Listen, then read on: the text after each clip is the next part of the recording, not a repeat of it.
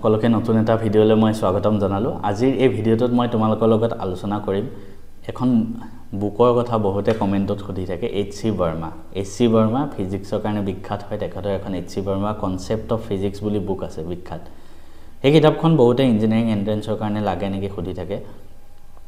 so প্ৰথম কথা তুমি যদি মেডিকেল প্ৰিপাৰেচন কৰি আছা নিট দিবা তেনেহলে এইচসি বৰ্মা লোৱাৰ কোনো দৰকাৰ নাই ইমান টান লেভেলৰ কোৱেশ্চন মেডিকেলত এটলিষ্ট নাহে ফিজিক্সৰ পৰা এইচসি বৰ্মা লেভেলৰ তুমি যদি ইঞ্জিনিয়াৰিং এন্ট্ৰেন্স দিব গৈ আছা জেডব্লিউ মেইনছ আৰু এডভান্স তাৰ কাৰণে এইচসি বৰ্মা লাগে নে নাই এটা ডাঙৰ প্ৰশ্নটো হেতু প্ৰথম কথা মই মোৰ কথা কৈ দিছো মই নিজে ফাৰ্স্ট অটেম্পটত জেই মেইনছ আৰু এনডিএ ৰিটেন এক্সাম ক্ৰেক কৰিছিলো তো জেই মেইনছ মই নিজে ক্ৰেক কৰিছো বাট মই এইচসি বৰ্মা এটা কোৱেশ্চনো সলভ কৰা নাই মই ফসা কথা কৈ আছো তোমালোকক কাৰণ তুমি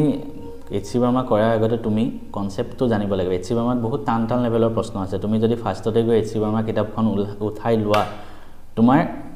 ডিমোটিভেট হৈ যাবা উল্টাই প্ৰথম 11ত এডমিশন লৈ সবৰে জোশ থাকে এইচসি বৰ্মা বুকখন লৈ লয় তাৰপিছত ভাবে ফিজিক্স ইমান টান নেকি ডিমোটিভেট হৈ যাইছো তো ফাৰ্স্ট অফ অল তুমি নিজৰ কনসেপ্টটো ক্লিয়াৰ কৰিব লাগিব you have to clear your concept first তাৰ কাৰণে তুমি ৰেফাৰেন্স বুক লোৱা এনসিআৰটি পঢ়া এনসিআৰটি পঢ়ি বুজি নাপায় ফিজিক্স তো ৰেফাৰেন্স বুক পঢ়া এছএল আৰোৰা বা প্ৰদীপছ এখন ৰেফাৰেন্স বুক লৈ পঢ়া বুজি ললা তাৰ পিছত তুমি জেই মেইনছৰ প্ৰিভিয়াস ইয়াৰ কোৱেশ্চন পেপাৰ প্ৰেক্টিস কৰা বেস্ট হয় হেতু এমটিজি আৰিহান বা বেলেগ পাবলিকেশনে জাস্ট প্ৰিভিয়াস ইয়াৰ এখন কোৱেশ্চন পেপাৰ বুক লৈ লোৱা তাত চেপ্টাৰ ওয়াইজ পিওয়াইকিউ বুলি থাকে আৰু হেবিলাক তুমি সলভ কৰা ষ্টাৰ্ট কৰি দিয়া চাবা হেখিনি এনাফ হয়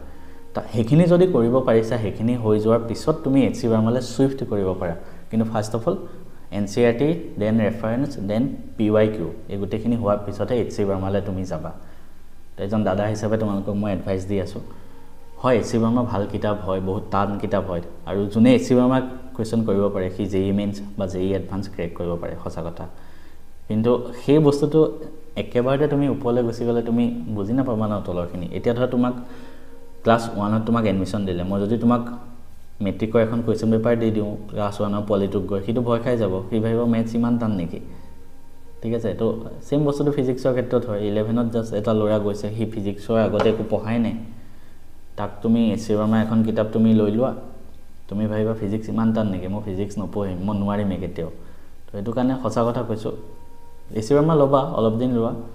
ফিজিক্স কিমান কৰিব পাৰিছা তুমি কিমান পানীৰ মাছ নিজক জুখিছোৱা তাৰ পিছত লব পাৰিবা কিন্তু মই কেতেও লোৱা নাছিলো আৰু মই